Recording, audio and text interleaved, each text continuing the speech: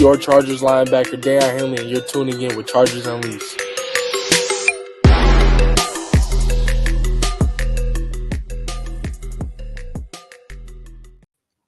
Welcome to another edition of Chargers Unleashed. Jake Hefner and Dale Wolkenstein here with you from the LA Football Network. If this is your first time tuning in to the show, make sure to hit that like and subscribe button on YouTube. You can also follow us on Facebook, Twitter, Instagram, Spotify, and Apple Podcasts. Good morning, everyone. Happy Saturday. Great to see you all in the chat again. Once again, we are back live after a brief hiatus, as we said yesterday on the show. If you got a chance to catch our special interview with Brett Coleman, Dan Wolkenstein took a nice little vacation.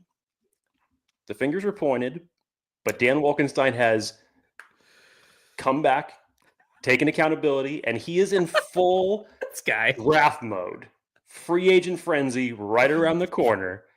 All wheels up for Dan Wolkenstein. Let's go to work.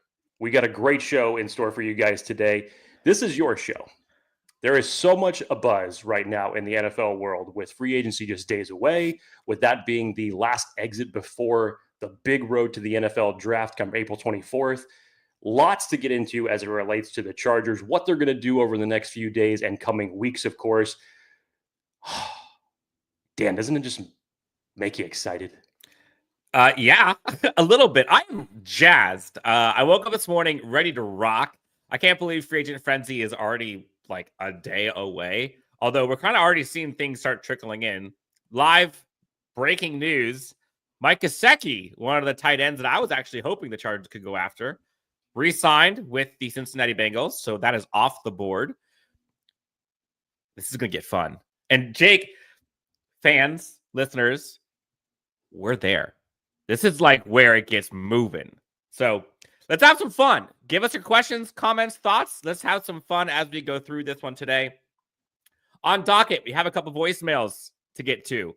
We've also got lots of conversation around NFL draft strategy, around free agency strategy, some pickup points from our conversation with Brett Coleman.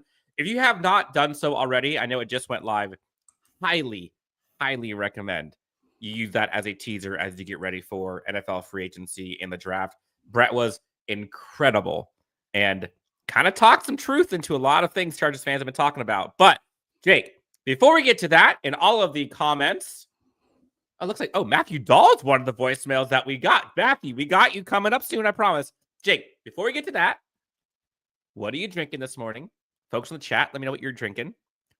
After that, let's pay the bills. You know, originally, Dan, I was going to, and it's actually still in the refrigerator, I was going to have a Celsius to join the show, you know, the usual caffeine kick.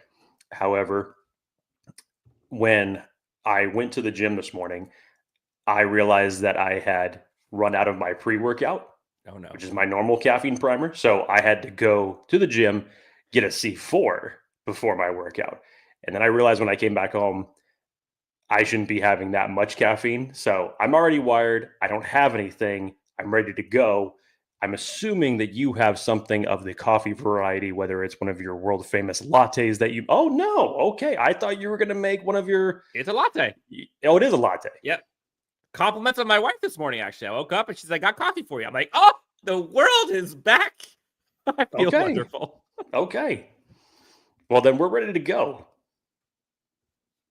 All right. Talk about our friends. Dramatic pause before BetOnline is the world's most trusted betting platform and your number one source for everything football. BetOnline is every stat, every matchup, and even live odds and spreads to bet on during the games. You think you know your stuff? Get in our $200,000 mega contest and pick 5 games against the spread every single week for your chance at weekly prizes and a share of up to $200K. When the game is over, head on over to our online casino and get on a game of blackjack or poker or on one with one of our 150 slot games. Head on over to the website today to get in on the action. BetOnline. The game starts here. I love that the folks in the chat, longtime listeners, viewers, understand the dichotomy between the two of us. I roll out of bed. I look for a coffee. I drink some water, maybe brush my teeth. Jake's over here. By the time I'm doing that, already done with the workout, has his pre and post workout, went to the showers, read a book, thinking about his future. Yeah. And over here, Jorge, Jake over here mentioning the gym is such a flex when it's not even 9 a.m. Whatever, dude. Yeah, we know. You're jacked. You're ready to go. You're excited. First of all, shut up. I have so many people that always send me pictures of Ryan Gosling from The Big Short or the little memes when he comes to him in Vegas when he meets with everybody. He's like, good, how was your morning? I've already went to the gym. I've had 2 poached eggs and I played blackjack with Miles Teller. And they're like, great, thank you for your diary. Well, Jake, I'm going to make you feel more awkward. Jorge wants to know, tell us your gym routine. You lift tell us your secret, Jake. We will save that for later or a different pod.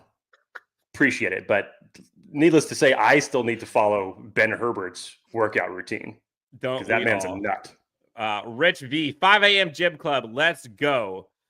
Jorge, last but not least. Jake wearing a shirt is him being modest. Amen. I love that the first 5 minutes of this is just about Jake being swole. What in the hell did this show just go off the rails? Holy crap. If Jake ever wants to have a good feeling in the morning and feel good about himself, just turn on the live show and wear an extra small t-shirt from Baby Gap and you'll feel fantastic. Holy shit, Wolkenstein. All right, let's get to some Chargers news. And Laus de Bruin, love the Brett interview. If they do draft another offensive line man in the first round, it better be a top 5 O-line next year. 4 first rounds in 5 years is a lot to invest otherwise. So, Jake, let's kind of start this thing off high level.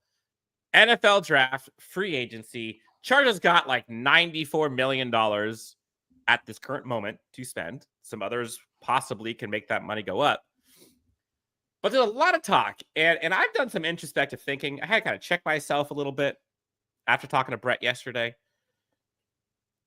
He talked about, and everyone's seen what happened with Philly versus the Chiefs and how they beat the brakes off of them and just bullied them into submission.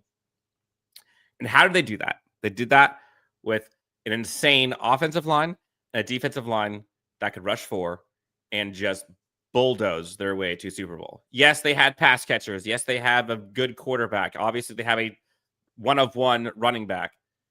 But the wise words of Brett Coleman, which I honestly thought was fantastic. The offensive line is the floor. The running back is the ceiling when it comes to your run game. Using that knowledge and using Jim Harbaugh being the guy who says offensive linemen are weapons. Offensive line at 22. I know Chargers fans might not like it. They didn't like it last year at first, and look how that played out. Jake, what do you mean? What do you think of the idea now, supplementing wide receiver in free agency and not spending on DK, which we'll get to a bunch of questions here, spending modestly in free agency, and then building the trenches in the draft? Again, I go back to the Houston Texans game, and there's no way that you can argue with the front 4 that the Houston Texans had and what they did to the Chargers offensive line, specifically on the interior. Trey Pipkins, Bradley Bozeman, Zion Johnson had a very rough day that day. But it was evident. This wasn't like it was a surprise. This was an issue that was plaguing this team more times than not throughout the season. Sometimes the great play of Justin Herbert or great games by J.K. Dobbins, great games by the defense, were able to mask those certain things. And the Chargers were able to overcome them. But when you get into the playoffs, and you go up against a defense like that, similar type of problem to what the Chiefs faced against the Eagles. You really saw that offensive line get exploited.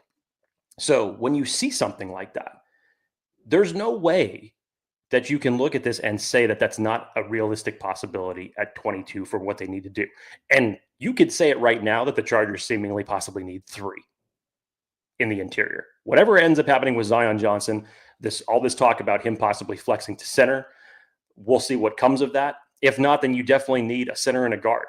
And a guy like Gray Zabel, who could seemingly play any offensive line spot across the board, that's high value. And for a center class in general that has gone through so much flux from guys either returning to college, guys who end up suffering certain injuries throughout the year, and then value-wise, just depending on the athletic freaks, lack of starting time, it's really kind of set this center class in flux. And then you stand back to yourself and you say, is that going to be the guy that I'm going to trust going into their first year with Justin Herbert? So there is still a lot of question marks. So knowing that, that brings that sample size way down to maybe one or two individuals that you could say, yes, Jake Majors, who I'm a big fan of, you could find in the later rounds. Really like what Tate Ratledge did. And as we noticed from the combine, there were a handful of interior guys that were brought after the two groups were done that were brought on specifically to do center drills. There's so many question marks as it relates to how these offensive linemen are going to pan out. Now, flip coin of that, you look at free agency. The Bears have already gone out and they've done 2 trades to shore up their offensive line. We still don't know quite what the market is going to be in terms of the spending spree for offensive line. We would assume that the Chargers maybe are in play for one for what they're going to spend on. I know a lot of people have talked about Drew Dahlman, but I think with the trade market, the way that it's gone thus far, it's going to up his price tag. So you might end up being in a bidding war with other teams for that. It's going to be interesting to see how it plays out, but the priority for offensive line, and even as high as 22, I don't think you can ignore that at all. Yeah, and I use the truck versus the trailer analogy in this as well for offensive line. And I think quarterback and offensive line is kind of the truck, the rest of the trailer for the offense. Like, you can have a great running back, i.e. Saquon in New York. It's only going to go so far if that truck isn't pushing it. Look at the offensive line. You then go to Philly. You see that offensive line, the truck through folks, the trailer, the running back, goes crazy on it. Same with the quarterback. Quarterback can be the truck. It can drive most of your deficiencies. Other than that, everything else depends on those two. And so as much as, and it's fascinating, but as much as you, most Chargers fans, I'm not going to say all of them because some of them are smarter than us, have wanted the eye candy of the Malik Neighbors round 1, of whoever, Jordan Addison, Zay Flowers round 1, that elite pass catcher. Like, it all starts and stops literally with the offensive line. But I will say, Jake, it is interesting this go around. The appetite for that is so much bigger now than it was a year ago before the Joe Alt selection. I mean, just a year ago, people were adamantly against Chargers going offensive line. And I'm just kind of going through the chat here real quick, and there's a ton of folks who want offensive line in round 1. And so amazing what 1 year does. Jay, we have a ton of questions and comments here, so let's kind of roll through these to try to get a little up to date. Envy Talent, $5 donation. Thank you, Envy. Appreciate you. Morning, fellas. Just to switch it up on the 2 upcoming games, who do you want to blow out more, Houston or Jacksonville? Thanks for the content. Bolt up. I will say this one part. I'll let you finish it. I could care less about Jacksonville. I was going to say Jacksonville is pretty much just blowing up right now as far as their roster goes. I mean, they're hitting a hard reset button for all of the contract releases that they are currently doing right now. But if you were to ask me, I think it would be more viable, maybe a more respected win if you were to go out and do that to the Houston Texans. However, that defense is good. DeMeco Ryans is a great coach. That's going to be a competitive game. So I wouldn't actually see a situation to where the Chargers would blow them out. But if you had to ask me between those two, I would lean Houston because it's a more respectable win. Agreed. Jorge Rodriguez with jokes. Quentin Johnson is a Tootsie Roll of eye candy. That's brutal. Some people like Tootsie Rolls. Remind you in another episode to go over Tootsie Roll versus Tootsie Roll and the amount of arguments I've gotten into with my wife and friends about which one is correct. Andre James was cut from the Raiders.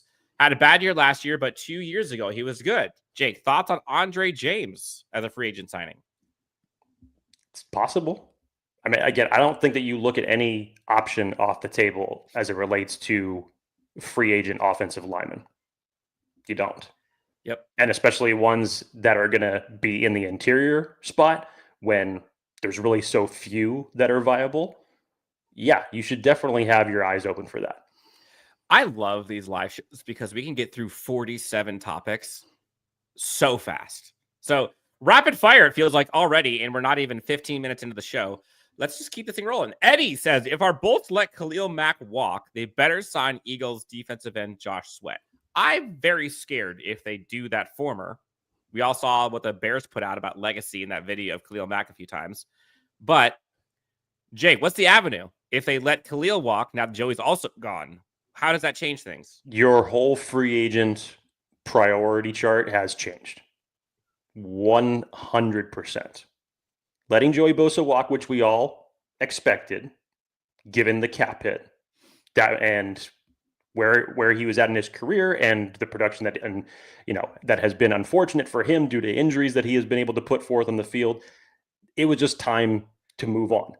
If you're not able to bring Khalil Mack back, as optimistic as I am with Thule, you need to have something.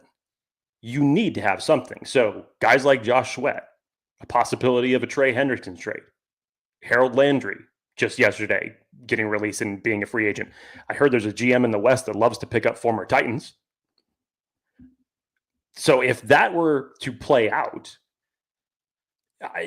your whole free agent priority is going to shift, in my opinion. I don't think that you can take away two big names like that from your edge class and say, oh yeah, we're just going to go and get this in the draft, which I am not opposed to, because I definitely think that the Chargers need to invest long-term in who you're going to pair with Thule for the next 5 to 8 years.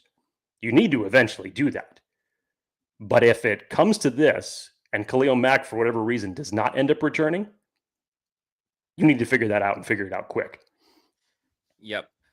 Jake, one of the positives, there's a lot of positives about doing podcasts, but one of the negatives is people get on your shit about literally anything.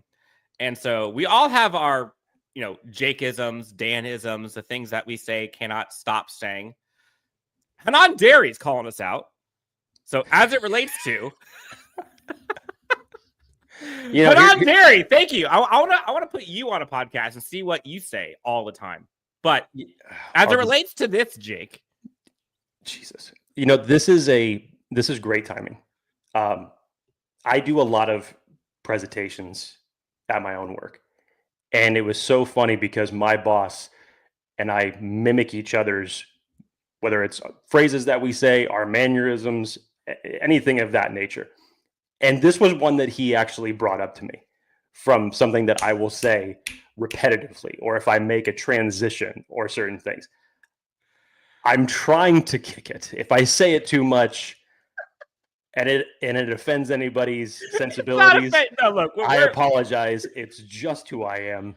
It's just how I try to present things. But that's just me.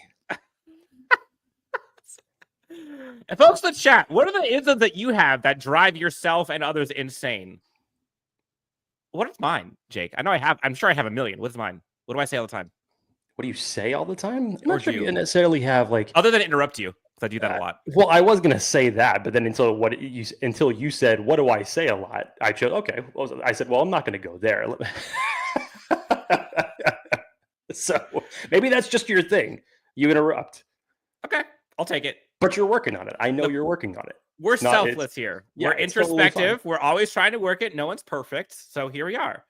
Okay, let's get back to some of these questions. There's a question here, Davante or DK, that I wanted to get to. Sweet jumps. And this one, I've thought about this so many times. And I think I've come down to, I've learned my lesson last year on what I would do versus what this staff would do. What I would do, and it might not be the right thing, DK just sounds great for so many different reasons. He's younger. I think he's more explosive. I mean, he's jacked. You just think about block. He can block his ass off.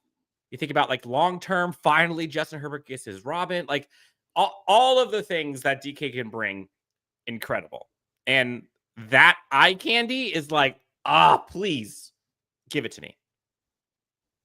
But that's not taken away from DK, from Davante, by the way. Like anyone who says Davante's wash isn't good, like stop. Davante is still probably a top 15 receiver, and he is miles better than anyone else on this Chargers team not named Ladd. So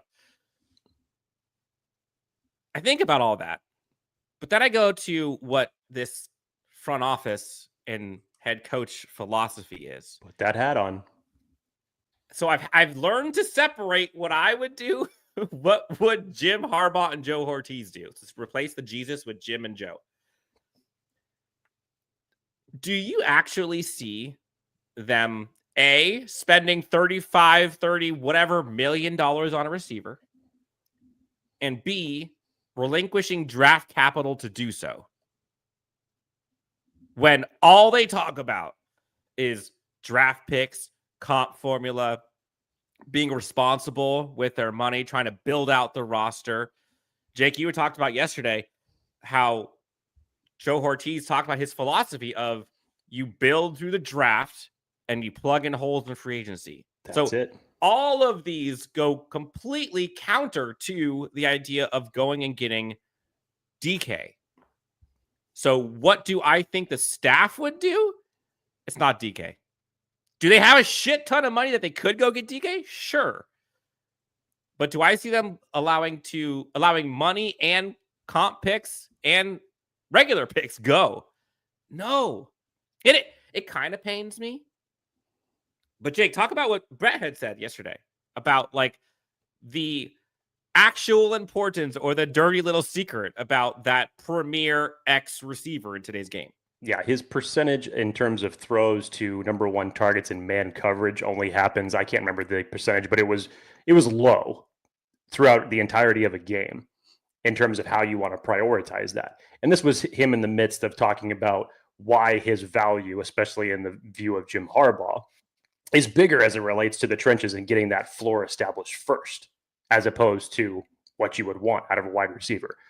Let me go back to the quote that actually Joe Hortiz had said, more context for this from the combine, because this is specifically what he said. And I think this is something that we need to keep in mind as free agency is just a couple days away. This is what he said. Use free agency to fill out your roster, to supplement your roster, to go get something you need. But the two play hand in hand. But I don't think that you make decisions in free agency and then plan to adjust accordingly in the draft. You want to be able to draft the best player available and help the team, because the draft is a 4 or 5 year solution when you pick a player. Free agency is not always that. Last year, we signed a bunch of 1 year deals. Some deals aren't as long. Stay draft centric and use for agency to build around it. It's that last part. Yes. Repeat that last sentence again. Some deals aren't as long, stay draft centric, and used for free agency to build around it. Now, if we know a few things already from Joe Hortiz, is that he loves playing the long game and acquiring additional draft picks to do so, whether it's comp picks or from a trade or anything of that nature. So if you're following that type of mentality, then using draft capital to go get DK may seem like that situation's out the window.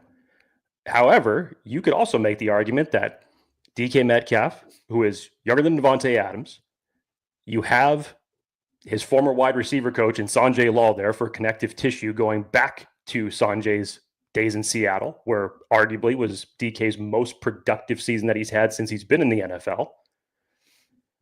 Would it make sense? Hell yeah, it would. And at the same time, Davante Adams, from a more short-term standard, maybe around the same type of money just for the first 2 years, but for a short-term solution, that might be a route that they want to go. Here's what I'll say on this. The Chargers tried during the trade deadline to acquire more wide receivers for Justin Herbert and this team, given the output outside of Ladd McConkey, which was not that good. We all know this. They tried trading for Deontay Johnson, didn't get it. The Baltimore Ravens got him. And then, surprisingly, a few weeks later when the Baltimore Ravens released him, the Chargers tried to get him again, and then were sniped by the Houston Texans because they had one higher waiver priority than them. I think that they're going to look at every single possible option. I don't think that anything is off the table. But if you go by that quote that Joe Hortiz said, it would sound like to me that whether it's Davante Adams or any other free agent wide receiver currently, it leads me to believe that that is the route that they would go. Yeah. and it's interesting. A lot of people, we hear this, but F it. I still want DK, says Brad. And I get it. And I think that's the difference between what we would do, what we want, what we're used to, what we're hoping for Justin and company, what we've noticed has been a glaring issue for the team for so long, and this new regime, and what their philosophy is, and what they're trying to do in terms of building a bully. Now, you could argue DK Metcalf is kind of a bully on the outside. He is. But in the style that they want to play, realistically, how often is DK, with Lad, mind you, going to be utilized in a game versus an offensive line? And because of that, are you willing to spend $35 million for 4 years or whatever? Or maybe you go Davante for 1 or 2 years. Maybe it's $20 million per. You have the money to do it. You're still saving whatever $10, $15 million you can use to invest in other things. And you could argue that that's probably the more financially responsible thing to do. And I think Chargers fans aren't going to like this. And I realized this when we were talking to Brett, Jake, was as much as we don't want to admit it, this is not taking shots to other people on this Chargers team right now. But I don't think this Chargers team needs a bona fide one, a bona fide X, cost them 30, 35 million plus, or, that top tier one of the draft. What they need is a competent X receiver. Competent. Like one that can go up and get it when you give it to him, but he doesn't have to be the number one because you already got Lad. So they need someone to stretch the field. You need a competent boundary receiver. Who would that be? And that's the value, the surplus value that they're looking for. Yes, they have like $100 million. But the way this staff operates, seemingly, is they'd rather spend $100 million, on 15 players than spend it on 3. Because the odds of you hitting on 15 are way higher than hitting on 3. I also go back to one little anecdote that Hortiz has said.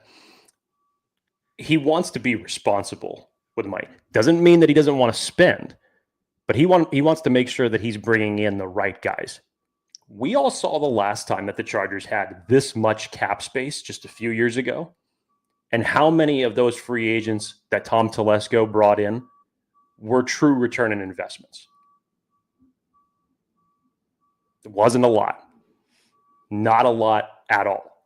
So you don't want to find yourself in another position where the years afterwards, you're once again cap strapped and find yourself in another free agent period where you can't really do anything to improve your team.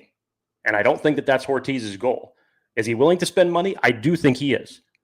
But he's got, I think, a short list of guys in a certain priority order in terms of what he's going to look at. And mind you, this is still March 8th.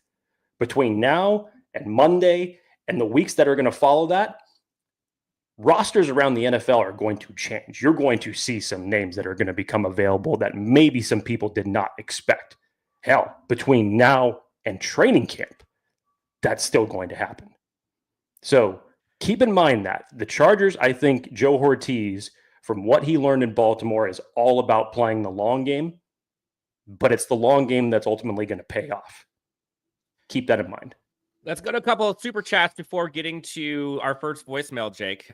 Fabian, $5 donation. Thank you, Fabian. Is it a good pick for O-line in the first round? It is a good pick, for O-line in the first round. But do you guys think it's better to go tight end or running back if we don't re-sign JK? Well, I think with the news, let's just say hypothetically, you don't bring back JK. which I still think they do. Yeah, Gus Edwards was released yesterday. That'll certainly change things as it relates to the running back room, because that essentially just leaves you with what, Kamani Vidal? I think that Omari and Hampton would definitely fix that problem. But I do think that they're going to bring JK back. I think he's earned that contract. I know that from what we've heard from Joe Hortiz that they've had positive conversations thus far. When you heard JK at the end of the season, he definitely wanted to be back in the Chargers locker room. And I still believe that while Greg Roman's idea of what the running game was going to be last year, when you had the running back stable that you had, the execution just wasn't there. Gus Edwards didn't do the things that he was brought in to do. Unfortunately, he was battling some nagging injuries throughout the year. And when he was on the field, it wasn't really anything that you could hitch your wagon to say, yes, that was the guy. Let's run with it, especially when J.K. Dobbins was out for that 4-game stretch. We don't know what Kamani Vidal is. I still believe that they're going to go with a running back by committee style, which is why everything leads to me to believe that they're going to bring J.K. Dobbins back. You're going to draft a running back in this class, whether it is at 22 or in the later rounds, to build out that strength of your team. As far as tight end goes, everything changes if Colson Loveland's on the board. I am not shy in talking about my admiration for Colson Loveland. Obviously, if Tyler Warren was there, it'd be a whole different story, but he's most likely not getting to 22. Colson Loveland makes a ton of sense just being back with Harbaugh in this type of an offense. It gives Justin Herbert a tight end presence that he has not had since Hunter Henry. But you could also look a little bit later on day 2 for a guy that could come in and be a great move/inline tight end who's great at receiving, good at blocking, and find a middle ground. There's plenty of possibilities here. If you were to ask me right now what would be the higher priority as it currently stands, I would actually say tight end, honestly. And that's me believing that JK is going to come back, and that at some point in time, whether it's day 1 or 2, that the Chargers will prioritize selecting another running back to round out that group. But yeah, a tight end weapon, the likes of Colston Loveland or an Aurora or a Gunnar Helm, sure. You need some of that in that offense. I think you're going to want to kick Will Dissly back to what's brought him to the dance, and that's his blocking. You need another tight end of that nature that's going to be a move tight end and give Justin Herbert another option in the middle of the field. I have a question, Jake, and someone mentioned Lauza Brew, and a LeBron tweet from the Chargers. Do you have any, let me pull this up so if you can see it. Do you have any idea what this is referencing? I'm slow, so I don't. What is this referencing? It says, first of all, anyone? I'm slow. I'm old. Do you know, Jake? Is this supposed to be like one of those like psychological reverse tweets? I don't know. Who put this up? The Chargers did. This is the Chargers tweet. I'm slow. I'm old. That's what it says? No, it says first of all, right here. First of all. Oh. I don't know. Folks in the chat, if you're smarter than us, if you're more hip than us, please let us know what this is about. I'd love to know. Jake, first voicemail. Actually, wait, hold on. Before we get the voicemail, let's do our last super chat. Is Jared Wilson a generational center prospect? Saying generational at this point in time when he hasn't even taken an NFL snap is a big word. Now, for a guy who's had 1 year of production, sat behind Cedric Van Pran there in Georgia, is undoubtedly an athletic freak as it relates to an interior offensive line being the center position. He could definitely be your answer. Whether it's Gray Zabel or Jared Wilson, I 100% believe that those two guys would come in and be staples for the center position for the Chargers, and you need a long-term solution for that. You haven't had any stabilization at that role since Corey Linsley. You need to find a long-term solution for how you're going to build out your offensive line. And yeah, I definitely believe that either one of those guys would be able to do it. All right. First one, Jake. Voicemail. Again, if you have not called in, please feel free. 323-902-7586. No gatekeeping here. Anyone is welcome to call in at any time. 30-second voicemail. Happy to respond to your topic or question. First voicemail, Jake. Let's see what the voicemail sounds like on the Chargers Unleashed hotline. Hey guys, just a few comments or questions. So with Zion possibly moving to center, does that mean Tyler Booker has probably entered into the BPA conversation? Assuming, Kenneth Grant and Colson Loveland are off the board. And one more comment. If Jared Wilson's available in the second round, do you take him because he had a pretty historical combine performance? So yeah, thanks. Bye. Real quick, Jorge says I can hey feel guys, that voicemail breathing few on me. comments or questions. So we touched on the Jared Wilson topic. Obviously, if that was an option there in the second round, yes, or second day, whatever it ends up being, yes, I would pull the trigger on that. Historical great combine for an interior offensive lineman. You saw Membo stand up when Jared Wilson ran his second 40, just like that was everybody's face at that point in time. As far as Tyler Booker goes, now you're talking about two sides of coin.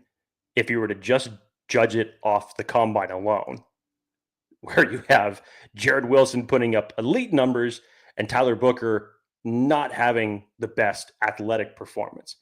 But if you go back and you watch his film, that's not really been his game. He's going to beat people in short yardage situations. He's going to beat people in a phone booth. He can be that mauling type of offensive guard. But I'll say this. If we were to take an indicator from the reason that Joe Alt was selected, not just from the standpoint of that everybody knew that he was the best offensive tackle in the league, but it's a combination of tape and athleticism that really solidified that. And you see that in his play. I believe that the Chargers are going to value both as it relates to selecting interior offensive linemen. So while I love Tyler Booker's tape, and I would hope that whether it's the Chargers or anybody else, that he's able to come in and have a very productive career, if I'm putting my Joe Hortiz hat on and knowing what I just drafted in Joe Alt, I think he's going to have the same type of value as it relates to building out that interior. So that means that's the Gray Zables of the world. That's the Jared Wilsons of the world. There was plenty of interior offensive linemen, especially in that group 2 of the combine, who really upped their draft stock. So I'm going to put a little bit more stock into the athletic traits of the offensive linemen on top of them having good tape. Hanan Derry, our offensive line is not ready for Omarion unless the plan is to sign 2 starting interior offensive line, draft interior offensive line on day 2 and 1 on day 3. So this is a good point. And I caution folks who are, and there's a certain truther out there that's probably thinking the otherwise, but it's okay. A great running back is only going to take you so far if your offensive line is trash. And they've got 2 great tackles, but you would rather have your offensive line figured out than add in your missing running back to let that thing fly. Your offensive line is the floor. Your running back is the ceiling. Again, going back to what Brett said yesterday, your running back is only as good as the offensive line. Sure, he can make lemons look like lemonade at some times, but on the grand scheme of things, you need that offensive line to work. So could the Chargers go Omarion Hampton in round 1? Yes. And then go get offensive line starters in 2, 3, 4 or whatever. Yes, they could. Absolutely. That's clearly a way. Could they go get a guard center combo in free agency to let this thing be easier for them in the draft? Sure. But just getting Omarion Hampton for the goal of fixing your running game is not going to work this year. It will not work. It might look a little better, but you're not going to optimize the results if it's just that as your answer. I always go back to when LT had his record-breaking season in 2006. When he went in there and had the opportunity to go in for that record-breaking touchdown that he got against Denver, we all know what he said in the huddle before he did it. If I get in there, I want everybody to come in there and celebrate with me, because he knew that it wasn't just Lorenzo Neal making holes for him. He knew how valuable that offensive line was. And that was probably the last time that the Chargers offensive line was that dominant with that group of five that you had. Yep. But to put it in relative terms for what, Dan, you said Brett was talking about, that Eagles offensive line has been good for a number of years. Them signing Saquon was just the absolute cherry as it relates to their run game. And when you take a talent like that and put it with that offensive line, not only is that a genius move, you make your division rivals in the New York Giants look silly for releasing him. 100%. And then you get a Super Bowl out of it. There's almost a part of me now that wishes that, again, context is 2020, but there's a part of me now that wishes, damn, I wish they hadn't sat him for that last week. I know, break the record. Just to get an opportunity to break that record, because that would have been great. So, and to once again pile on from what Brett Coleman said, Daniel Jeremiah said this exact same thing when the running backs were out there doing drills. Because Rich Eisen had asked him, how do you maximize it as it relates to the value of a running back for free agency or the draft in general? And he said the first thing that you need is that your team needs to be ready for it in order to maximize every touch that your running back gets. Now, this is not to devalue the running back position. But if you are a team and your offensive line is in shambles and you invest in a high round pick and a running back, you're not going to get the same type of production as you would if that offensive line was more established. See Detroit Lions, see Philadelphia Eagles. And hell, for a period of time, see Kansas City Chiefs. It didn't matter, but they were able to run block and they were able to get productive yards out of it. So there's not one way to shear a sheep, but in terms of maximizing the value, there are certain things that need to be in place beforehand. Yeah, and I will, last thing on the running game, it's easy to pick and choose your spots to be like, oh, see, that's why the running back needs to get paid. You need to go for a high-end running back and blah, blah, all that stuff, right? The Chiefs just won how many AFC titles and Super Bowls? And who was their running back? They literally had a 7th-round running back chugging for them. They won because their interior offensive line was incredible. And they had a god for quarterback and coach. That's how they won. Add in the defensive coach, add in Travis Kelce, sure. It wasn't the running game it wasn't the running back who got them over the hump. Like, that wasn't it. And I'd argue it wasn't Saquon that got that team winning a Super Bowl last year. It was the fact that they could do whatever they want. I.e., look at the tush push. Like, there's nothing that people can do. So, like, again, truck versus trailer. You need to have that line before your running back can do really anything, or else he's only going to be so good. Friend of the show, Jake, the director, Trench Warfare, 100%. I'm with you. Jorge, when is Jake not right? Ooh, we're gassing Jake up this morning. Jake is absolutely right. No, I am wrong on plenty of things. Trust me when I say on that. I am wrong on plenty of things, and that is shown. There was a quote or a comment here that I wanted to bring up that talks about the strategy of this team so far in the offseason with what they've done for their signings. There it is. Eddie, so far, great Bolts business. They cut Joey Bosa. Again, save $25 million. They cut Gus Edwards. I think it was save $3.1 million.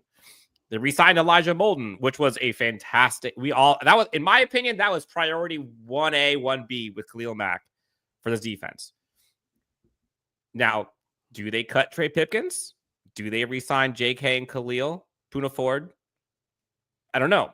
But yeah, I would re-sign J.K., re-sign Khalil and Poona, And hell, go for Tyler Tart as well. What do you make of the Trey Pipkins thing? He's making a lot of money, and you can shed a lot of cap space with very little dead cap if you got rid of him this year. You like to have the insurance. I'm not sure how much of an insurance that is for that much money when you already got a Jamari Sawyer who can kind of be your swing guy.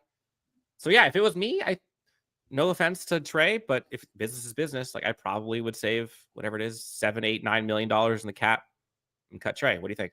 Yeah, I mean, his contract's up after last season. And remember, before this regime, or next season, excuse me, before this regime came in, Trey didn't have the best year either prior to. So you kick him into guard. You try to see how that'll work. You put him next to Joe Alt. Unfortunately, the guard project doesn't work very well either. I personally think that it's about a 95% chance that the Chargers would walk away from this. Or restructure, one of the two. Possibly. They roughly save $7 million if they cut. I just lean to going back to that Houston game, and that being just the short sample size of what the problem was last year. I think the Trey Pipkins project being now used at multiple different positions, again, the only chance that I would say that maybe they give it one more season, as you said, is the insurance of having it. Now, does that mean that Jamari Sawyer comes in and outplays him and overtakes the starting position? Maybe it does. Does that mean that Trey Pipkins is still back at right guard next season? Maybe it does. But I think just given that you didn't see any improvement from him going to tackle to guard was enough of an indicator. And we'll see. I could totally be wrong on this. They may end up keeping him, but my gut is telling me that you move forward with it. But you think about the flip side of that. If you do that, that's now 2, maybe 3, possibly offensive line positions that you have to fill. Do you want to do that? Because that's a big ask in one season. You're not wrong. Again, 323-902-7586 is the number for the Chargers Unleashed hotline. The second voicemail, Jake, let's hear what they have to say on today's live show. Jake, Dan, gentlemen, morning, y'all. How you doing? Just want to say next week's going to be a big week with free agency. Just curious, for me, in my opinion, I like DK Metcalf, but to be honest, I don't think we should trade a second round, third round pick for him, too much draft picks. George Cheese will be doesn't like that. So my best option is Davante Adams.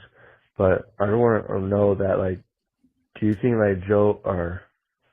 do you think that Greg Roman, can he make Davante Adams better? Because Greg Roman as offensive coordinator, he's pretty good at running the ball, but also passing the ball, I just don't feel like he can do it or not. So I don't know. I feel hesitant, with Greg Roman. Can he make Davante Adams better or anything like that? So, but let me know what you guys think. Thank you guys both up, and as always, fuck the Raiders.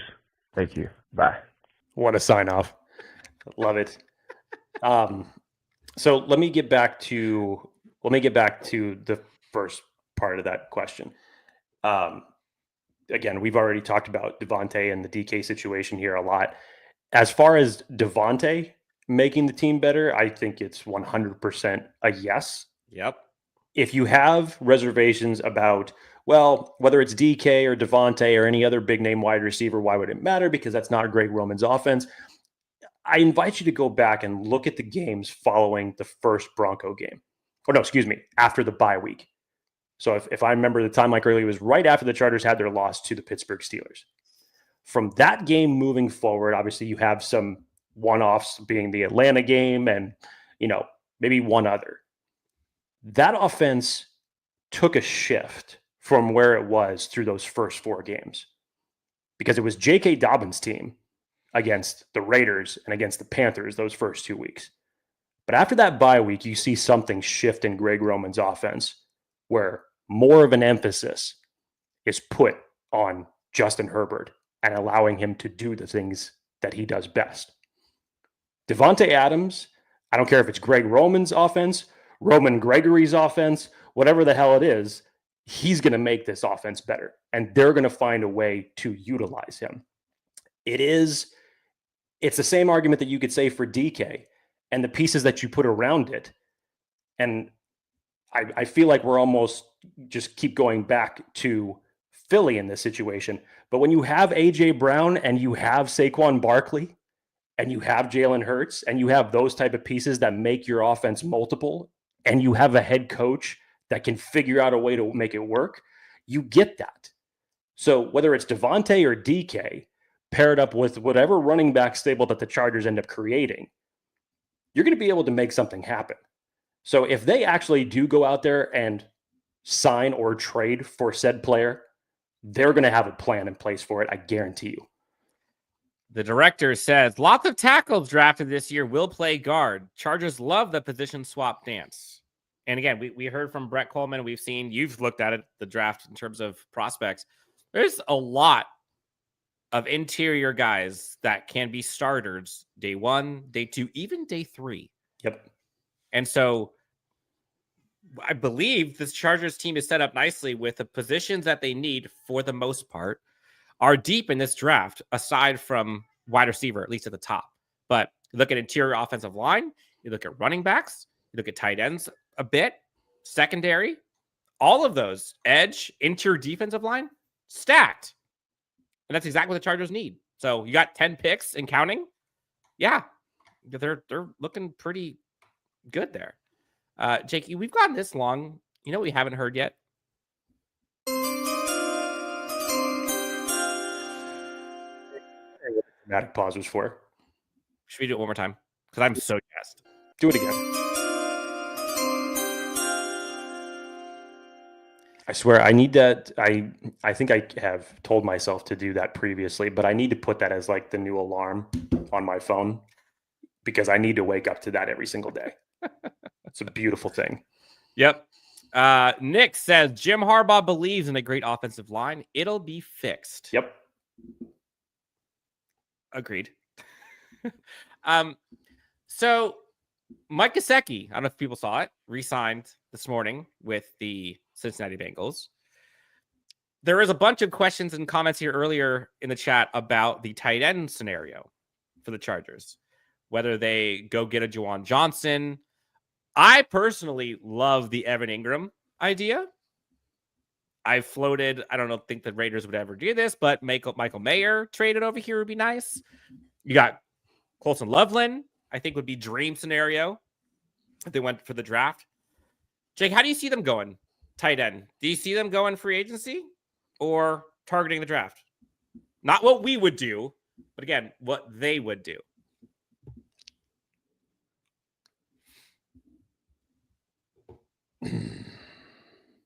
I know. Again, I don't want to make it seem like I'm copping out of the question, but I still think that you're going to look at both sides of the spectrum as it relates to either the draft or free agency. You went out last year and you signed 2 free agent tight ends. With the ones that are available now, I definitely think that the Chargers are going to give them a look, whether it's Juwan Johnson, Evan Ingram, whoever's out there. The tight end free agent market's getting thin, so you're probably going to be up against a little bit more bidders. But I do think that you need to find your tight end to pair with the future. And this is one of the better tight end classes, in my opinion, that's come out. And as it relates to a tight end that's going to be able to do the things that Jim Harbaugh wants them to do in his offense, you can find that in this draft. And whether it's the Colson Lovelands of the world or Elijah Aroro or Gunnar Helm or Ferguson, whatever it ends up being, I think all 4 of those guys just off the top of the cap would be great options for what it is that the Chargers need in terms of a move tight end. But again, not to sound like a broken record, I think that they'll look at both options. I'm with you. Jake, what are your thoughts? There's a lot of people in the chat asking for maybe a mock draft. Do you want to do a mock draft here or let's save it for the next one? Let's save that one for the next one. Okay. Let's build some anticipation for that. I'm with you. I would like to put a little bit more juice behind a mock draft bring in a little bit more drama to it whenever Dan and I get up to making our respective picks. And yes, more time, which obviously leads to the drama of things. So shotgun mocks, I don't think we're quite ready for yet. But I will say this. I promise on a live show between now and April 24th, someone calls out a shotgun mock, we'll do a shotgun mock. Promise. Yep. Laus de Bruin, wouldn't mind them trading down and getting extra picks. Love Brett's insights. Again, if you have not seen Brett's episode last night, highly recommend prior to start of free agent frenzy and the draft stuff. Not much difference between picks. I think it was like 18, 15-ish and 60. So there's like a bunch, there's some, maybe a handful, 10 to 15, like blue chip dudes, first round grades. But then after that crop of 40, 50 players, there's not much difference in skill. So trade back from 22. Maybe you do, I don't know, in the late 20s, early 30s, pick up another one. Like, yeah, why not? And that's one of the benefits of having a bunch of draft picks, B, a coaching staff and front office that's very good at scouting, and C, if you have a ton of money in free agency that you can help build out and fill in holes at your roster, like you can kind of just go BPA. And when you can do multiple BPA instead of one with all roughly the same quality, yeah, sign me up. Sign me up. Rich V says, I think we're going shopping for guards on Monday. No way you can tell me you're a physical team and not upgrade. I think he means the offensive line. And Jake, this reminds me of an issue I had with the previous regime. And this isn't a shot at them philosophically, but it's them not adjusting to what they actually had. You heard Brandon Staley and company talk about like that same methodology of, being physical up front and being able to dominate the opposing teams and, all of those euphemisms, but they weren't. But they did not have those dudes in their roster. And then they didn't adjust accordingly. You're hearing the same thoughts from Jim Harbaugh and company about, tip of the spear, offensive line as a weapon, building a bully, trench warfare, all of that stuff. I will take every awkward quote from Jim Harbaugh over anybody who goes with the traditional route of being physical, this, that, and the other, because he's proven that that's what he means and that's what he's going to do. And this has long been the reputation of Jim Harbaugh as it relates to his college days of coaching, his time with the 49ers, his time in Michigan. I don't care if he comes off awkward or says some of these weird catchphrases that people will just gravitate towards. It doesn't matter because he knows what he wants to do. He has a plan to execute it. He knows what he values. And at the end of the day, whether it sounds like some alphabet soup, it doesn't matter. He's going to make it work. He's already done that. So, yes, going back to the original question in terms of upgrading the offensive line, he's going to do it. He and Joe Hortiz know that whether we're talking about from an offensive line standpoint, skill position standpoint, they even said it themselves. They failed Justin Herbert. They did not put him in a position to succeed where he should have been. And you better believe with this cap space and this draft capital that you have right now that you're going to do it. Nick says, sign Ingram or Juwan Johnson and draft another tight end. Jake, if it was me, no, scratch that. If I'm putting my head on if I'm keep the helmet on and Jim Harbaugh, I don't see them signing at the top of the market. Those premier guys. Like, I just don't. Maybe they'll surprise me, but they've told us who they are unapologetically for years now. And everyone thinks that they're, posturing, but no, that's just who they are. That's what they do. Primarily, they don't do that stuff. So, Juwan Johnson, I could see. I'm not sure what Ingram's market's going to be. I don't know, honestly, but it's a position that you don't have to pay $30 million plus, whatever.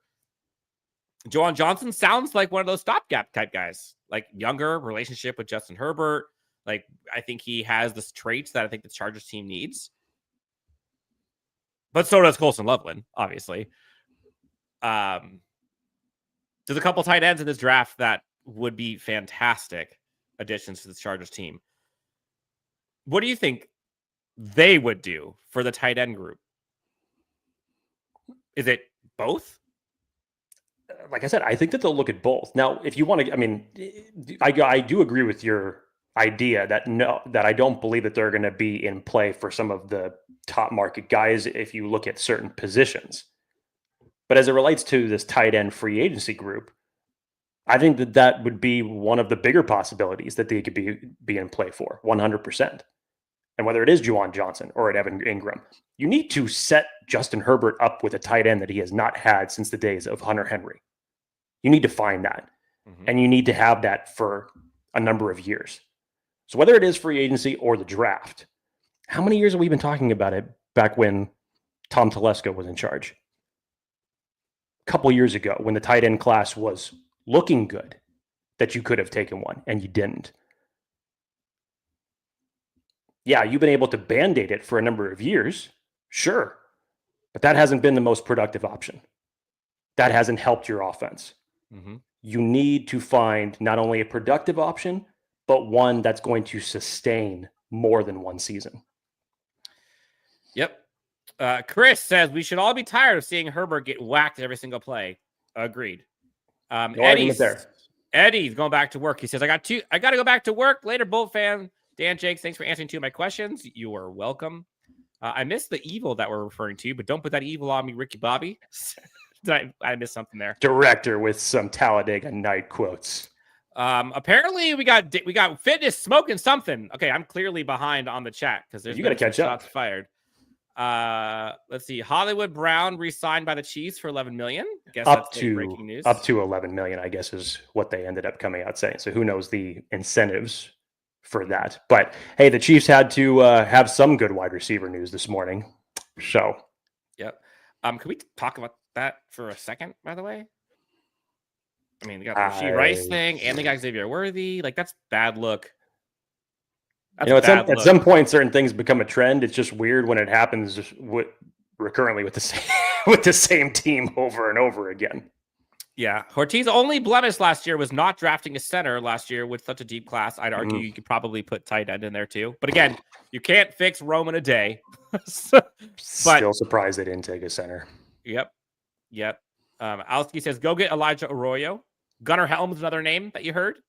We all saw kind of what happened with him and the ankle and him pushing through all of it. Jake, we have another voicemail that came in as we're on the show. Love it. Let's hear it. What's going on, Chargers Unleashed? You guys are bringing up some pretty solid points regarding the offensive line. Totally agree with you guys.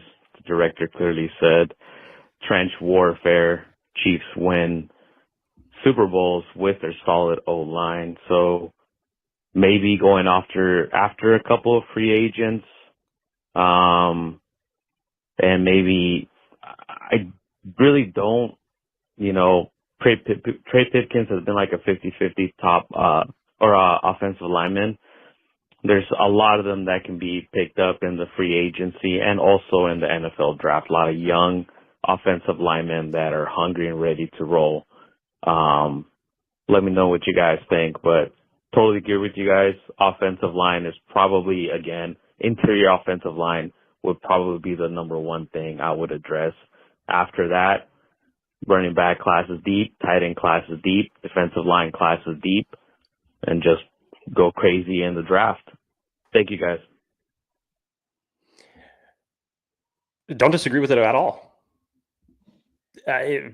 In terms of just the priorities, once again, offensive line is going to be high, whether it's free agency or the draft.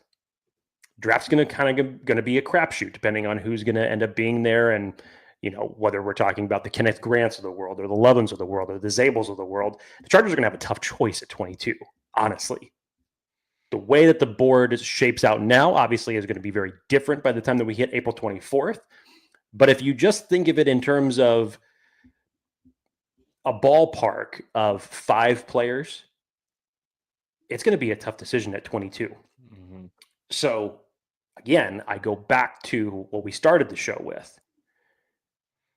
Let's see what happens with this free agency class of offensive linemen, because the guard market in general is interesting, and I think it's going to grow between now and middle of next week. You're going to see a few more names that are going to become available. As it stands right now, everybody has their top 2 or their top 3 in terms of the guards that are out there. But again, you're going to get in a bidding war as it relates with other teams, because other teams need those interiors. The Chargers aren't the only team that's going to try to follow the Philadelphia Eagles blueprint in terms of having a good offensive line. So how are you going to contend with that? You got the money to do it, which gives you the leg up in that circumstance. But the Chargers can do this in a variety of different ways.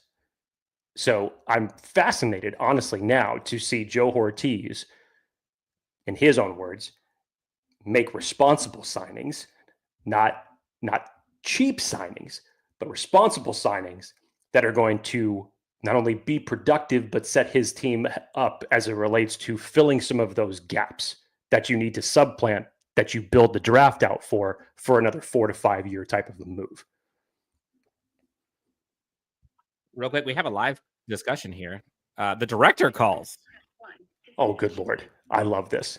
Oh, maybe not. Oh, I think he's he's trying trying to do a voicemail. He's trying. Okay. We'll give him time. We got about 10, 15 minutes here before we get out of here. If not, we'll have him on the voicemail for the next conversation. Jay, we didn't talk about this yet. Before I go, Bolt family, who fears the Raiders trading for quarterback Geno Smith? I don't. What'd you make of that? I think the story as it came about in general was more interesting than the move itself, because Seattle was working on extension conversations with Geno Smith earlier this week. That ended up falling apart. And in the midst of that, I can't remember who it was. I think it was Seattle that originally had called Vegas. And they were trying to put together a trade package that involved Max Crosby, to which the Raiders just immediately hung up the phone and said, absolutely no way is that happening. Mm-hmm.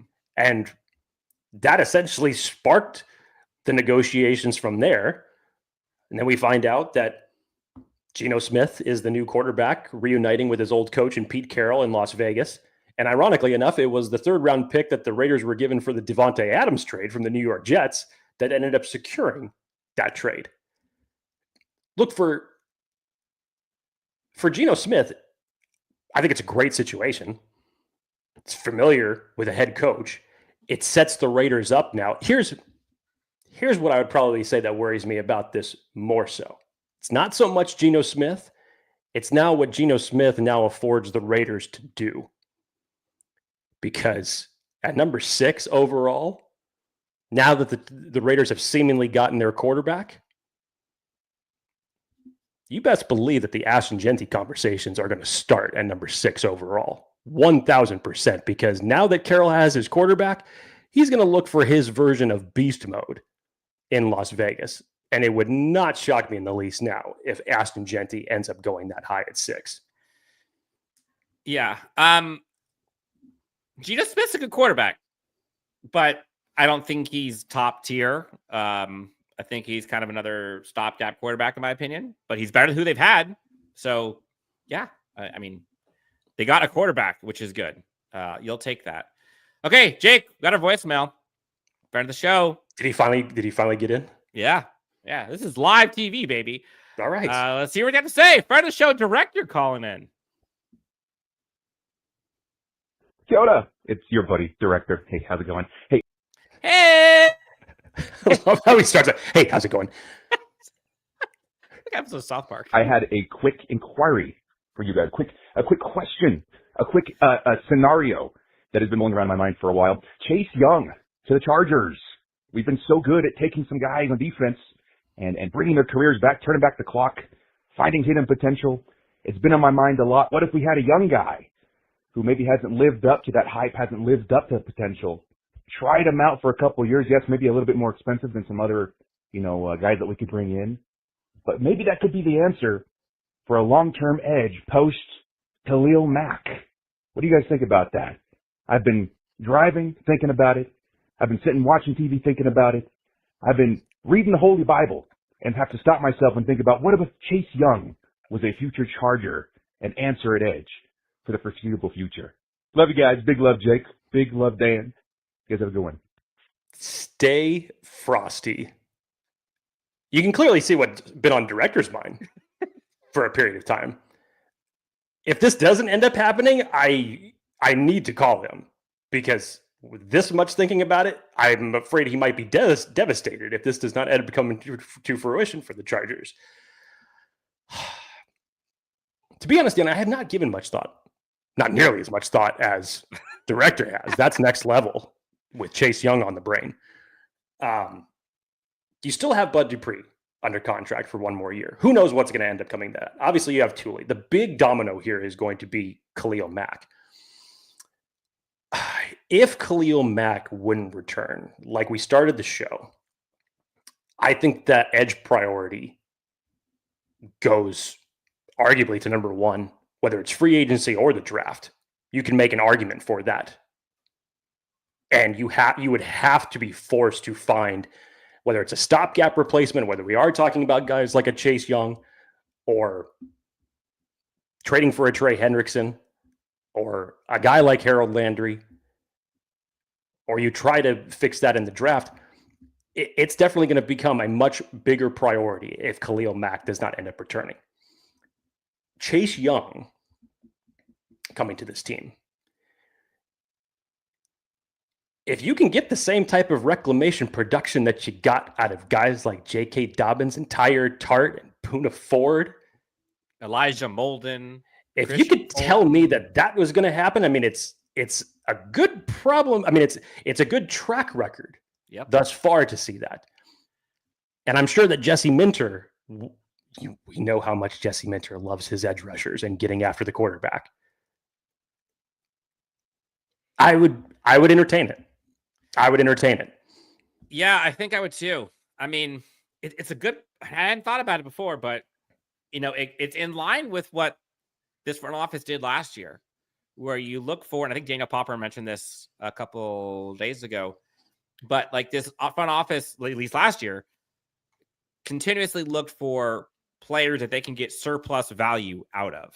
So guys that they can buy low before they go off, infuse them with this coaching staff and this scheme, let them go crazy, and then help them get paid either here or elsewhere. We all know Chase Young had all of the attributes in the world. And if there's a coaching staff that can get more out of him, it's probably this one. And allow, someone like Khalil Mack to stay with him and kind of mentor him. Absolutely. I could see it. And yeah, you could probably get Chase Young for a hell of a lot cheaper than some of the other free agents that are out there. Yeah, sign me up for it.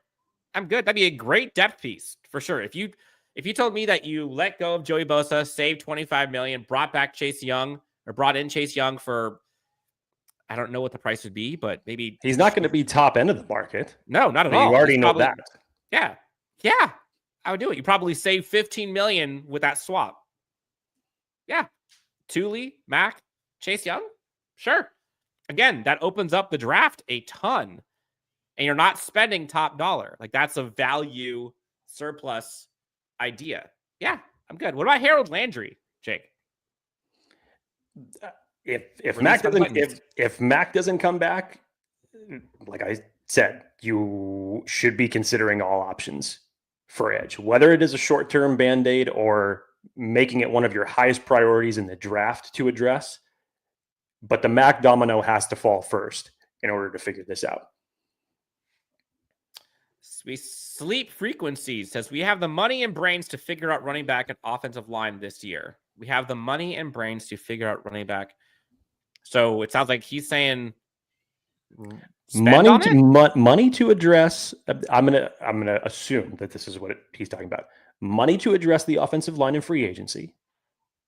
Bring back J.K. Dobbins and supplement and build depth beyond that in the NFL draft. I'm going to assume that that's what he's saying. But either way, he's right. Now the comment. Now you guys think Zion can't even start. I don't know how I feel about that. You don't pick guards the first round. Zion was the last no-brainer we tried with that. I don't know. I don't know how I feel about that. There are plenty of guards that do just fine. Plenty of interior offensive line that do just fine in round one. Like, could he have been a miss? Sure. Time will tell. Looks like they are trying possibly to bring him in at center. But I wouldn't let Zion's, at least current failures, or not live up to the potential, deter you from going for an offensive line in round one. Like that, I don't think that at all. First of all, I don't think that anybody is saying that Zion can't play.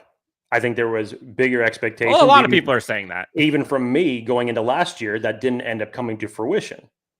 And I think already with Joe Hortiz talking about the possibility of having Zion play center, number one, to me, that says that he's willing to do the work to change his position to maximize his value to the team. But two, it also shows that the team still believes in him. So I don't see Zion Johnson being moved off this team. But unfortunately, there's still two interior offensive lineman positions that you need a massive upgrade on. Running back free agents other than JK, obviously. Aaron Jones is out there. Pittsburgh kid is out there. Do you think they spend on that? Outside of J.K. Dobbins, I do not believe that you're going to build out this roster again with free agents. Unless it's like bottom tier. Well, money-wise. Sure. But I think that J.K. Dobbins is the priority to re-sign. And with the running back class that you have in this draft, whether it's 22, 55, third round, whatever, they're going to find another running back to round out that stable. I think I'm with you.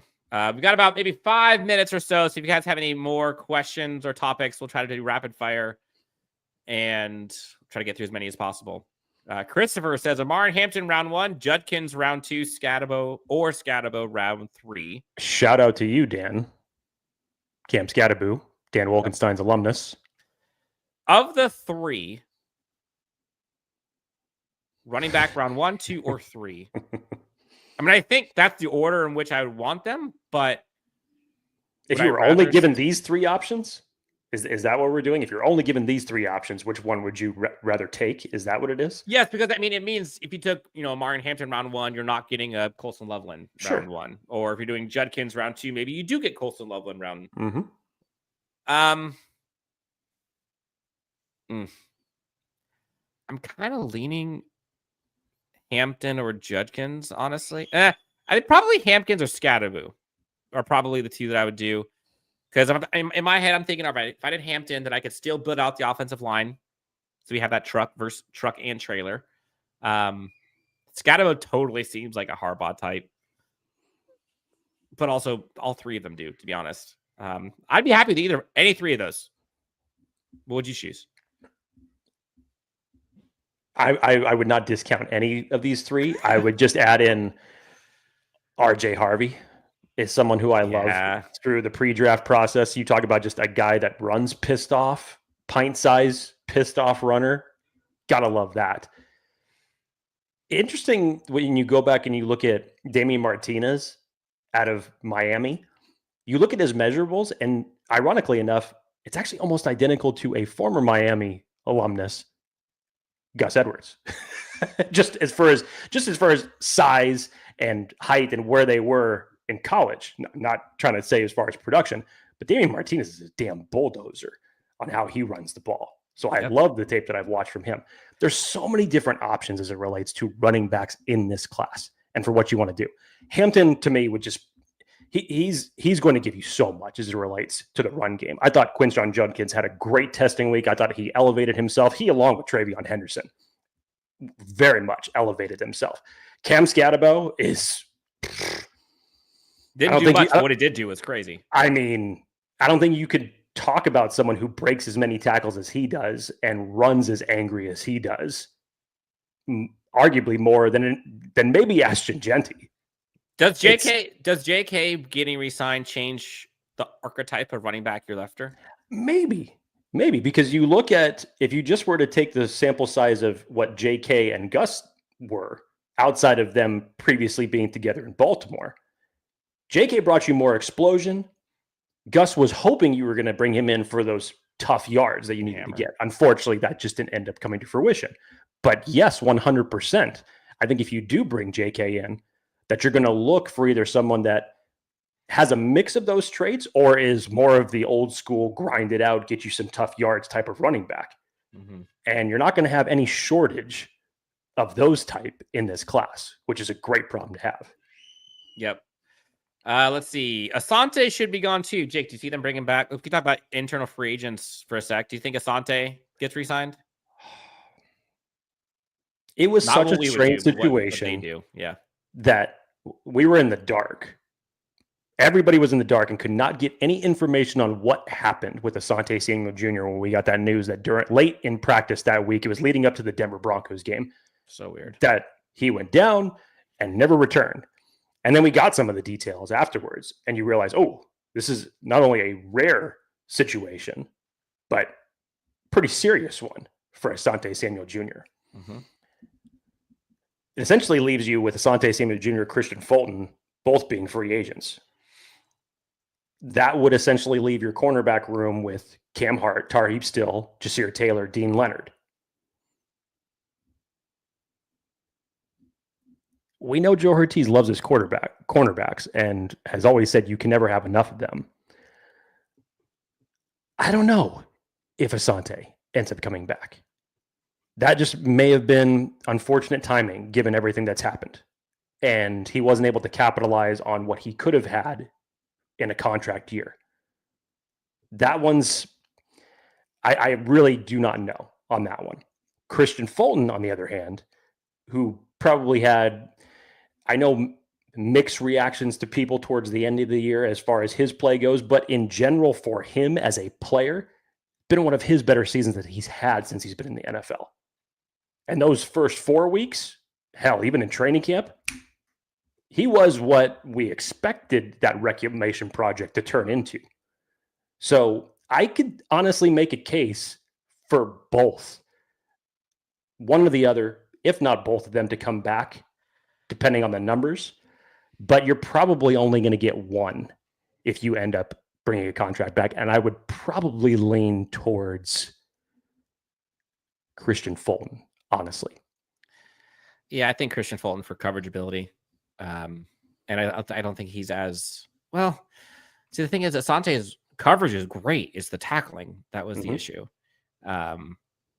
They have the Swiss Army knife already with Tarheeb Still and Elijah Molden, which I think that kind of makes Asante, in my opinion, kind of an odd man out. Maybe the outside guys, they got Dean Leonard, Cam Hart. So maybe Kristian Fulton. I also say that given how many injuries that you have to your secondary last year, whether it was short-term or long-term, I think that the fact that they got as far as they did, given those secondary problems, number one is a praise to Steve Clinkscale. For having everybody playing the way that he did. But I think that that was a little bit of a warning shot to say, we may need to reinforce this position a little bit more. So whether it's bringing back one of your internal free agencies and then strengthening it by the draft, definitely see that happening. Yeah. Louts Bruin brings up an interesting topic here about the receiving market this year. Tutu got $10 million, which was like, whoa. Didn't see that coming. So this is one of those, like, you know, there are levels to this. There's the 30 plus for a T Higgins trade or a DK Metcalf trade and extension. Then there's probably the 20-ish for Davante. And then maybe there's like a 10 to 15 for Darius Slayton. Not what we would do. But again, folks tuning in, like, what will they do? What would they probably do? It's probably Davante at most. Davante at most. And again, then that is the biggest question mark here when you think about this, because this is two different worlds of offseason for Joe Hortiz. Because last year, the Chargers were barely able to spend. They had to get their contracts in place and make some unfortunate sacrifices before free agency could even really kick off. And even still, they were hamstrung for a variety of different reasons. Now, what does Joe Hortiz do with $93 million? And counting. Exactly. Yeah. Darius Slay, perhaps, a veteran who could help the rookies. I don't see it. I don't see him spending money. If he comes on the cheap, maybe, but I don't see him spending money on the secondary. They already have money spent on Elijah Molden, Derwin James, Alohi Gilman. I know they're all safeties, but I think they feel good about their cornerback room with Elijah. And if they're going to get veterans, they're going to get veterans like a Kristian Fulton type or some of those unks, Tony Jeffersons of the world. So, yeah. Todd says, do you think we're getting any news today, Jake? We're 48 hours away from free agency, that negotiating window officially being open. So legal tampering starts Monday. Is that right? I mean, I wouldn't put it past anybody. I think you can make a case that this has been the most active free agency that the NFL has ever had before free agency even opens, with the number of trades that have happened and with surprise releases that have taken place. Normally, it's like, okay, we're waiting for that clock to hit 12 o'clock Pacific on Monday, and then the floodgates are supposed to open, go to town, and then that's when we're getting the bevy of news. You're starting to get so much news come out over this past week. Dan was still in Texas when all of this news started coming down. So normally that doesn't happen. So shit, yeah, let's get some news. Apparently everybody else is doing it. We got some yesterday as it related to Gus Edwards. Let's go. Yeah. Laus the Bruin. I think he means Paulson Adebo, cornerback, maybe. Butchering the spelling. Yes, I said that probably, 3 weeks ago, Jake? That's the guy I'm like, ooh. I liked him the same lens that I liked Elijah Molden. I could totally see that. You can get him on the cheap, probably.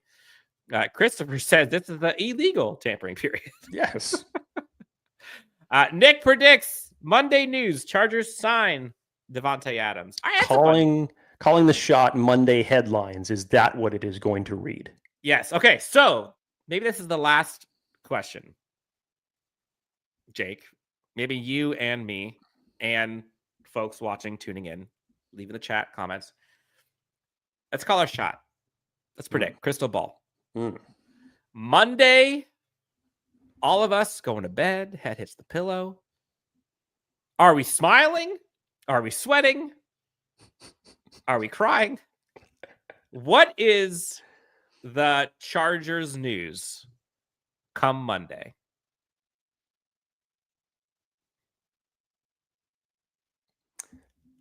You're going to hate my answer. You're going to hate it. Oh, no. I think that you'll get some news that the Chargers are interested in said player, but you're going to go to bed hoping to God that you're going to wake up on Tuesday morning that the Chargers signed one of those players. Which one? I don't know.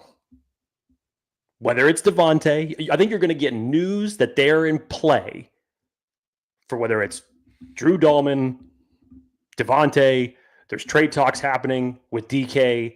You're going to get some type of news like that. But it's kind of going to be the repetitive stuff, connecting the dots together. And then you're going to go to bed because there's been no news on Monday of like an actual signing or a trade. And you're going to hope that you wake up on Tuesday morning and looking at your phone at 5:45 in the morning. You're not sleeping. Hoping to God that the Chargers actually pulled something off. That's my prediction for Monday. I hate that answer. I wish that answer was different. But this is normally how the Chargers operate. It's normally how they operate. I will say this. Well, but I will say this, though. Is that?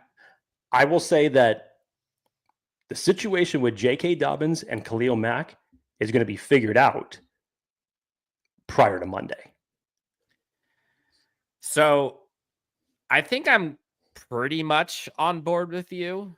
I don't think they're going to be doing any tier 1 signings in terms of like those top of the market players. So whoever, interior defensive line 1 free agent, no.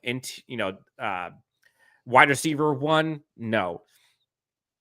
I think that you will see them sign 1 or 2 mid to low depth value signings. And to your point, you'll still hear the things are ramping up for Davante. I think it ends up being Davante, but I don't think it happens day one. A lot of folks are saying Davante Adams and Mac on Monday, interior offensive line on Tuesday. Keenan Allen reunion, question mark? I don't think so. I don't see it. Hayden Hurst re-signed on a 1-year deal. Lyles Bruin says, we're going to be crying when our head hits the pillow. The wait for the second wave of free agency. Again, I don't necessarily know if I'm going to be crying. I think I'm more just going to be like twiddling thumbs, a little sweaty. Waiting for the Schefter bomb. Yeah, but like that's kind of notifications. That's what I'm expecting right now, honestly. And then Director comes out with a hammer. Myles Garrett on his way to LA. Bro, if that happened, Jesse Minter is going to be like just cruising to his first head coaching opportunity next year. But again, like you're going to have to give a shit ton for that. Yeah.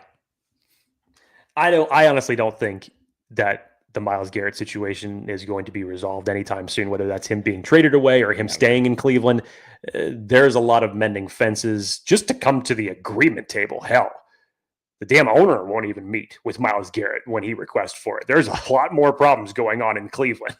Yeah. And Kansas City at this point. Do you think Xavier Worthy plays next year? That's serious. I mean, that's serious. That's pretty bad. That's pretty bad. I won't make my predictions because, there's been previous situations like that where you thought a suspension was coming down that year. It didn't end up happening. So, look, I will say this. That is a very unfortunate and scary situation for a guy who just started off his NFL career. And whatever comes of it, I hope that something is corrected for him because that is a bad situation to get into. Yes. I predict the Chiefs will go wide receiver in round 1 or 2 again because of this. I think we're at the end of this, Jake. Any other we went through like 47 topics in this episode, but Jake, anything else we wanted to get to before we sign off today? This was a good show, Dan, to come back to, honestly. We're right here, right before the brink of free agency is about to start. There's still so much hype as it relates to the NFL draft, and that's only going to build and build and build here over the next couple of weeks. I know that for what we have set up, it's now going to start transitioning into the fun stuff of the NFL draft when Dan and I, we try to do as much of our offseason roster construction as possible, and that gave a little bit of a tease when you add a little bit of the draft priority into it. But now we get into the thing that people like the most, and that's top 10 lists. When we really get into the weeds as it relates to these draft prospects. So that's obviously coming down the pipe here very soon. Special guests are coming down the pipe very soon. Lots to be excited about over these next several weeks as we all put eyes for April 24th. So good show on Saturday. Hopefully we can see you guys much sooner than we did to doing this show. Thanks, Wolkenstein. Great show today. Appreciate everybody that joined. Always, always, always, Dan and I enjoy all of this banter and conversation with all of you. Don't stop coming in here because we always give a live show to you guys. You drive the topics. You drive the conversation. Love just talking football in general. Yeah, this one was fun. Big love from the director. Big love from us as well. This was a great show, and it's good to get back as we get into the frenzy. We'll have a ton this week as we get into each of those day 1, 2, 3, 4, 5 of the signings. As we get more towards the NFL draft, we'll get into our position breakdowns. We're finally getting into those. I'm excited about that. Chargers Unleashed hotline is always live, 323-902-7586. Always leave a voicemail with your thoughts, questions, predictions, feelings, whatever, and we'll do our best to sprinkle them in throughout the upcoming shows. Brace for it, Chargers fans. We are mere hours away from free agent frenzy, and this Chargers team is going to look a hell of a lot different a week from today. Chargers have upwards of close to $100 million to spend, top 3 in the NFL, and it might get bigger than that. For Jake, I'm Dan. This is Chargers Unleashed. Thank you guys so much for tuning in, and we will talk to you next time on Chargers Unleashed. Enjoy the weekend. Talk soon, fam.